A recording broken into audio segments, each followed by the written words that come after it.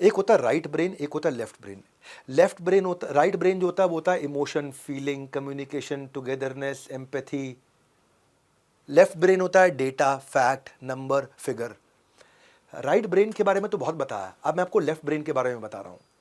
कुछ अगर unusual, useful, logical information दे सको, वो भी बड़ा काम आता है। उससे ना आदमी का लॉजिकल माइंडसेट कन्विंस होता है, इमोशन से याद रह जाता है, लॉजिक से कन्विक्शन आता है। कन्विंस करने के लिए logical side of the brain, अगर आपने राइट फैक्ट और फिगर यूज किया तो उससे ट्रस्ट और ऑथेंटिसिटी आता है। याददाश्त के लिए राइट ब्रेन यानी के लिए इमोशन, लेकिन ट्रस्ट और ऑथेंटिसिटी के लिए लेफ्ट ब्रेन। लेफ्ट ब्रेन का मतलब क्या है? डेटा दो, फैक्ट दो, नंबर दो, फिगर दो। जब भी किसी से कम्युनिकेट कर रहे हो, पर्सनालिटी बड़ी मजबूत हो जाएगी, लोग मानने लगेंगे आपको, लोगों का इंटरेस्ट भी रहेगा आपके साथ में। और जब आप फैक्ट फिगर देते हो ना अपनी क्लेम्स, और वो अनयूजुअल यूजफुल इंफॉर्मेशन देते हो, बहुत मजा आता है। ये आपको जो स्ट्रैटेजी इकट्ठी करके कंडेंस दे रहा हूं ना, ये ढूंढने में आपको सालों लग जाएंगे, नॉलेज का खजाना। इसीलिए जाने के लिए कोई एक्सक्यूज मत बनाना। एबीसीडी ऑफ कम्युनिकेशन क्या होता है? देखो, 3 प्रकार की स्पीच होती है। एक जो आपने तैयार करी, दूसरी जो आपने दी, तीसरी जो एक्चुअली आप देना चाहते थे। हाँ, एक जो तैयार करी, दूसरी जो दी, तीसरी ये जो आप देना चाहते थे पर दे नहीं पाए। वहां तक पहुंचने के लिए आपको एबीसीडी अप्रोच को यूज करना पड़ेगा। एबीसीडी अप्रोच का मतलब है प्रिपरेशन कैसे करोगे। आप किसी से मिलने जा रहे हो, उसके लिंक्डइन प्रोफाइल को पढ़ के जाओ, उसके ब्लॉग्स को, उसके फेसबुक को, उसके ट्विटर को पढ़ के जाओ, उसकी वेबसाइट को पढ़ के जाओ, उसके न्यूज़ आर्टिकल्स पढ़ के जाओ। किसी से मिलने जा रहे हो, कहीं किसी ऑडियंस से बात करने जा रहे हो, पहले एनालाइज करो, ब्रेनस्टॉर्म करो, फिर क्रिएट करो, तब अपनी कम्युनिकेशन को या अपनी स्पीच को डिलीवर करो, और बाद में इवैल्यूएट करो। Analyse, brainstorm, create, deliver, evaluate, इसको बोलते हैं ABCDE अप्रोच, यानी कि प्रिपरेशन के साथ जाना। 2016, 17, 18 के दिन की बात आपको बताता हूं। मैं उन दिनों मैं महीने में 50 सेमिनार किया करता था। हाँ, एक एक दिन में 2-2, 3-3 फ्लाइट लिया करता था, बहुत सेमिनार करता था। लेकिन हर सेमिनार से पहले मैं सामने वाले पहले पार्टिसिपेंट को एनालाइज करता था, उसकी प्रेफर्ड लैंग्वेज के बारे में ब्रेनस्टॉर्म करता था, उसकी क्या एज है, लोकेशन है, रोल्स क्या है, गोल्स क्या है, इनकम क्या है, जेंडर क्या है, एक्सपेक्टेशन क्या है, प्रोग्राम से क्या चाहता है, पार्टिसिपेंट क्या चाहता है, उनको क्या आता है, उनको क्या भाता है, वो उन बाजार उनके बारे में क्या चाहता है, कंपनी उनसे क्या करवाना चाहता है, वो सब कुछ पहले मैं जानता था, उसकी सारी तैयारी करता था। इसको बोलते हैं एनालाइज, ब्रेनस्टॉर्म, क्रिएट। तो मिल करके कंटेंट क्रिएट करता था उनके लीडर्स के साथ में, कंपनी के सीईओज के साथ में, क्या डिलीवर करेंगे, और डिलीवर करने के बाद इवैल्यूएट करता था। इसको बोलता हूं मैं ट्रेनिंग नीड एनालिसिस। जब जब मैं गया हूं पूरी तैयारी से, मेरे लीडरशिप फनल के पार्टिसिपेंट आते हैं, उनका नाइस एनालिसिस करता हूं, नीड, इंटरेस्ट, कंसर्न, एक्सपेक्टेशन, वो क्या चाहते हैं मेरे लीडरशिप फनल से। देखो, आधी अधूरी नहीं, पूरी रखो जानकारी। बिना रिसर्च के बोलना पड़ सकता है बहुत ज्यादा भारी। तुम client centred, customer centred approach, analyse, brainstorm, create, deliver, evaluate, customer centred. जितनी ग्रेट प्रेजेंटेशंस हैं वो टेलर्ड होती हैं, जितना ग्रेट पर्सनालिटीज हैं वो टेलर्ड कम्युनिकेशन करते हैं, एक जैसी बात नहीं करते हैं। वो बहुत समय लगा करके जाते हैं, मेरी ऑडियंस कौन है, उनके बर्निंग इश्यूज क्या है, लिसनर क्या जानते हैं क्या नहीं जानते हैं।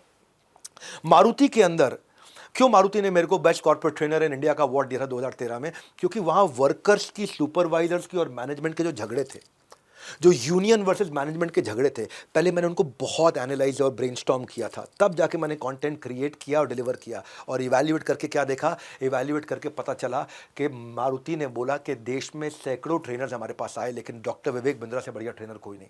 क्यों? क्योंकि मैंने ABCD अप्रोच का इस्तेमाल किया। ये थी पर्सनालिटी डेवलपमेंट और कम्युनिकेशन स्किल्स सिखा रहा हूं आपको मैं। मैंने देखा कि जो नीचे मजदूर है, मजदूर की एक्चुअली क्या समस्याएं हैं, उनके बीच में सुपरवाइजर है। मैनेजमेंट सुपरवाइजर से बोलती है मजदूर से काम कराओ, मजदूर सुपरवाइजर को पीटता, सुपरवाइजर काम नहीं करा पाता तो मैनेजमेंट सुपरवाइजर को पीटती। तो सुपरवाइजर तबला बना हुआ बीच में, यहां से मजदूर भी मार रहे क्योंकि यूनियन है, और वहां से मैनेजमेंट भी मार रही क्योंकि काम डिलीवर नहीं हो रहा। अच्छा, यूनियन वाले क्यों झगड़ा करते थे? क्योंकि जो यूनियन का लीडर है वो अगर झगड़ा नहीं करेगा और मजदूरों के फेवर में नहीं बोलेगा तो अगली बार उसको वोट नहीं मिलेंगे। वोट नहीं मिलेंगे तो अगली बार वो दोबारा यूनियन लीडर नहीं बनेगा, और दोबारा यूनियन लीडर नहीं बनेगा तो उसकी पावर चली जाएगी। तो पावर में बने रहने के लिए बार बार सबके सामने मैनेजमेंट से झगड़ा करते थे। कई बार तो जनरल मैनेजर के चाटा मारते थे, और एक बार तो पूरे मारुति प्लांट में आग लगा दी। रस्सी पे जनरल मैनेजर को बिठा करके, कुर्सी पे रस्सी बांध करके, पेट्रोल डाल करके आग लगा दी। सैकड़ों लोगों की हड्डियां तोड़ दी। क्यों? क्योंकि यूनियन को यह दिखाना था मैं मजदूरों के फेवर में हूं, तभी मुझे अगली बार वोट मिलेगा। मैनेजमेंट चाहती है भाई काम करो, तुम्हें तनख्वाह दे रहे हैं। मैंने दोनों की प्रॉब्लम्स को समझा। एनालाइज किया, ब्रेनस्टॉर्म किया, तब कंटेंट को क्रिएट, डिलीवर और बाद में इवैल्यूएट किया। और इवैल्यूएशन पे क्या निकल के आया? Doctor Vivek Bindra is the best corporate trainer in India. लगातार 3 साल मेरे को अवार्ड देता रहा मारुति। भाई साहब, अनरिलेटेड स्कोप के साथ नहीं जाता था मैं। जैसे खाना बनाते समय खाने वाले के टेस्ट को जानना है जरूरी, वैसे ही कंटेंट बनाते समय ऑडियंस को पहचानना भी है उतना ही जरूरी। आउटकम सेंटर्ड अप्रोच, इसको पर्सनालिटी और कम्युनिकेशन के रूल्स बता रहा हूं आपको। मैं झूठा नाटक नहीं बता रहा, ऐसे बोलो ऐसे बोलो ऐसे बोलो। मैं आपको प्रॉब्लम सॉल्विंग बात करोगे, स्पून फीडिंग बात नहीं करोगे। अच्छा, एक मैं आपको प्लीज याद दिला दूं, जिन लोगों को how to start a startup का कोर्स पिछली दफा नहीं मिल पाया किसी कारण से, क्योंकि मेरा व्हाट्सएप नंबर पे इतने सारे वीडियोस आ गए थे कि ब्लॉक हो गया था, तो मैं आपको नीचे लिंक भी दे रहा हूं, एक गूगल लिंक दे रहा हूं, उस पर शेयर कर देना। नंबर भी दे रहा हूं, गूगल लिंक भी दे रहा हूं, उस पर शेयर कर देना। जिसको नहीं मिला, आपको फ्री कोर्सेज जो मैंने आपको बताए हैं, जो सैकड़ों हजारों वीडियोस में दे रहा हूं, वो सबको मिलेंगे। लिंक भी दे रहा हूं, नंबर भी दे रहा हूं। हाँ, क्योंकि आप लोगों ने लोगों को इनवाइट किया है इसको फ्री में अटेंड करने के लिए। आप लोगों ने अपने सैकड़ों हजारों वीडियोस बनाए हैं इसके फेवर में। Join 10 day MBA hashtag campaign को रन किया। आज फिर इस संडे को रन करेंगे और ट्विटर पे ट्रेंडिंग लेकर के आएंगे। मेरे साथ जुड़ जाइए। फेसबुक पे, यूट्यूब पे, कहीं पे भी वीडियो बनाइए, इंस्टाग्राम पे बनाइए। आपका वीडियो कोई देखे या ना देखे, लेकिन अगर एक भी आदमी ने देख करके जुड़ा, मेरी मुहिम सफल हो जाएगी। उसके लिए आपको धन्यवाद करूंगा। मैंने आपको लिंक दे दिया है, मोबाइल नंबर दे दिया है, हमें अपना वीडियो भेजिए, हम आपको सारे फ्री कोर्सेज देंगे। 20वीं strategy, information versus facilitation in communication. दो चीजें होती हैं, एक होता है इंफॉर्मेशन देना कम्युनिकेशन में, एक होता है फैसिलिटेट करना कम्युनिकेशन में।